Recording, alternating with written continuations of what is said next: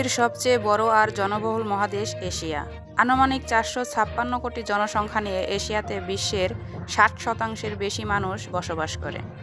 বিশ্ব জনসংখ্যার মত এশিয়ার জনসংখ্যা প্রায় 4 গুণ বেড়ে গেছে।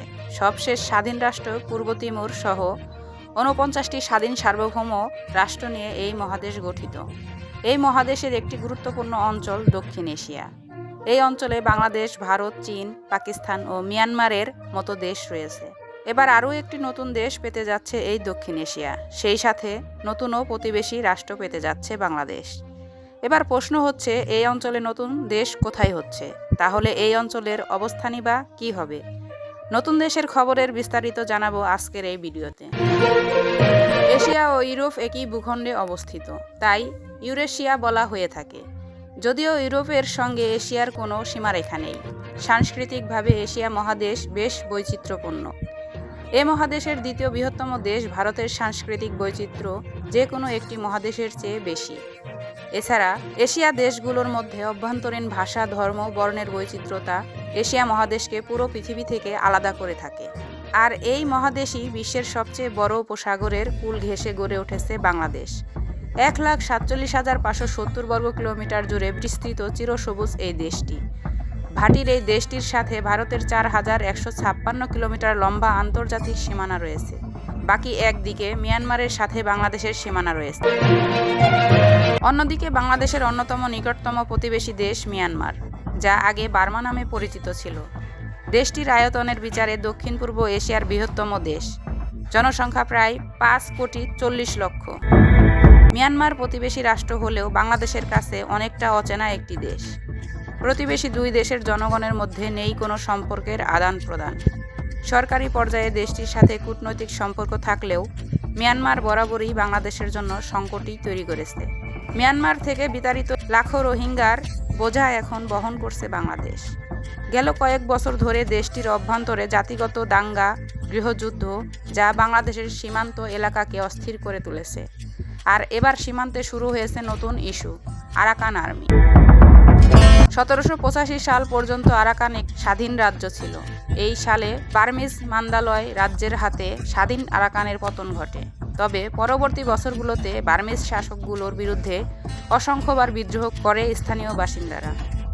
1948 সালে ব্রিটেনের কাছ থেকে যখন মিয়ানমার স্বাধীনতা পায়, তখন কেন্দ্রীয় সরকারকে যারা চ্যালেঞ্জ করেছিল, তার মধ্যে প্রথম দিকে ছিল রাখাইন। সম্প্রতি জান্তা বাহিনীর বিরুদ্ধে আরাকান আর্মি যে বিজয়গুলো অর্জন করেছে, তাকে বিপ্লব হিসেবে দেখছে স্থানীয়রা।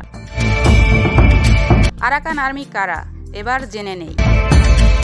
কাচিন ইন্ডিপেন্ডেন্ট আর্মি AIA সহায়তায় ইউনাইটেড লীগ অফ আরাকানের সামরিক শাখা হিসেবে আরাকান আর্মি গঠিত হয় 2009 সালে। তাদের লক্ষ্য একটি সার্বভৌম আরাকান রাজ্য প্রতিষ্ঠা করা। আরাকান আর্মি কখন সামরিক তৎপরতা শুরু করে সেটি নির্দিষ্ট করে বলা কঠিন। তবে ধারণা করা হয় 2015 সাল থেকে পালেতোয়া টাউনশিপ এলাকায় তাদের সামরিক তৎপরতা শুরু হয়। মিয়ানমার সেনাবাহিনীর সাথে তারা গেল কয়েক বছর ধরে লড়াই চালিয়ে আসছে এবং এই সময় রাখাইন রাজ্য এবং পার্শ্ববর্তী চীন রাজ্যে নিজেদের অবস্থানকে সংহত করতে সমর্থ হয়েছে। সম্প্রতি মিয়ানমারের সরকারি বাহিনীকে রীতিমতো পরাজিত করে তারা রাখাইন অঞ্চল দখল করে নিয়েছে। সবশেষ মুংডু দখল করার মধ্য দিয়ে তারা মিয়ানমার সেনাবাহিনীকে বৃদ্ধাঙ্গুল দেখিয়েছে। সরকারি বাহিনীকে পরাজিত করে রাখাইনে 80% বেশি অঞ্চল দখল করে নিয়েছে রাজ্যটির সশস্ত্র বিদ্রোহী বাহিনী আরাকান আর্মি। মিয়ানমারের পশ্চিমাঞ্চল রাখাইন রাজ্যের আরও একটি টাউনশিপ বা শহর দখল করেছে দেশটির প্রভাবশালী জাতিগত সশস্ত্র গোষ্ঠী আরাকান আর্মি। এটি দেশটির অন্যতম প্রধান শহর ইয়াঙ্গুন থেকে 185 কিলোমিটার উত্তর পশ্চিমে এবং ইরাবতী নদীর বদ্বীপে এর প্রবেশদ্বার হিসেবে পরিচিত। গোয়া আরাকান আর্মির দখল করা রাখাইন রাজ্যের 14তম শহর। রাজ্যে এমন মোট 17টি টাউনশিপ বা শহর রয়েছে। মাত্র আর 3টি শহর দখল করা বাকি থাকলো। পরে পুরো রাখাইন রাজ্য দখল করার লক্ষ্যে এটা তাদের অন্যতম বড় পদক্ষেপ। আর এতেই নতুন স্বাধীন রাষ্ট্র হবার পথে আরও এক ধাপ এগিয়ে গেল রাখাইন রাজ্য। অর্থাৎ বাংলাদেশের পাশে নতুন একটি রাষ্ট্র প্রতিষ্ঠিত হতে যাচ্ছে বলে মনে করা হচ্ছে। প্রতিষ্ঠার মাত্র 1.5 শতকের কম সময়ের মধ্যে দেশটির সরকারি বাহিনীকে পরাজিত করে রাখাইন আর্মি তৈরি করতে যাচ্ছে নতুন দেশ। আন্তর্জাতিক বিশ্লেষকরা বলছেন যে কোনো সময় স্বাধীনতার ঘোষণা দিতে পারেন রাখাইন আর্মি। কক্সবাজার সীমান্তের ওপারে যে কোনো মুহূর্তে ঘোষণা আসতে পারে নতুন একটি রাষ্ট্রের।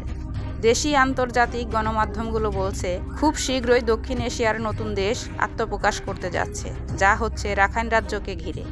প্রতিবেশী মিয়ানমারের রাখাইন রাজ্য আরাকান আর্মি কক্সবাজার সীমান্তের ওপারে যে কোনো মুহূর্তে হতে পারে নতুন একটি রাষ্ট্রের ঘোষণা। জানা গেছে রাখাইনকে স্বাধীন রাষ্ট্র ঘোষণার সম্ভাবনাকে মাথায় রেখে আরাকান আর্মির সঙ্গে যোগাযোগ রাখতে শুরু করেছে ভারত, চীন ও আমেরিকার মতো দেশগুলো। এতে মিয়ানমারের রাখাইন রাজ্যকে ঘিরে আন্তর্জাতিক সম্প্রদায়ের নজর এখন দক্ষিণ এশিয়ায়। দেড় দশক আগে 2009 সালে 10 এপ্রিল প্রতিষ্ঠিত হয় AAL United league of Arakan ULA এর সামরিক শাখা আরাকান আর্মির। আত্মনিয়ন্ত্রণের অধিকারের দাবিতে তারা তাদের কার্যক্রম শুরু করে। রাখাইন নৃগোষ্ঠীর বৌদ্ধ ধর্মাবলম্বীদের এই সংগঠন নিজেদের ইতিহাস ও সংস্কৃতিকে সামনে রেখে রাষ্ট্র প্রতিষ্ঠা করতে চায় এই গোষ্ঠীটি। আর প্রতিষ্ঠার মাত্র 1.5 শতকের কম সময় মিয়ানমারের সরকারি বাহিনীকে পরাজিত করে রাখাইনের নিয়ন্ত্রণ নিয়েছে তারা। তাই দক্ষিণ এশিয়ায় রাষ্ট্র প্রতিষ্ঠা এখন নতুন সম্ভাবনার দানা বাঁধতে শুরু করেছে। এদিকে ভৌগোলিকভাবে রাখাইনে অবস্থান ও সম্পদ চীন ও ভারতের জন্য গুরুত্বপূর্ণ। তাই রাখাইনকে নিজেদের বলয়ে রাখতে এশিয়ার দুই পরাশক্তি ভারত ও চীন এরই মধ্যে তাদের জাল বিস্তার করে ফেলেছে। জানা গেছে রাখাইনে আছে এই দুই দেশের বিলিয়ন বিলিয়ন ডলারের বিনিয়োগ। চীন রাখাইনের চক ভিউতে গড়ে তুলেছে গভীর সমুদ্র বন্দর। বঙ্গোপসাগরে ভারত ও যুক্তরাষ্ট্রের প্রভাব মোকাবেলায় রাখাইনের এই বন্দর চীনের মহা অস্ত্র। এছাড়া এই বন্দর থেকেই সরাসরি গ্যাস যায় চীনে। প্রিয় দর্শক, আজ এ পর্যন্তই। আল্লাহ হাফেজ।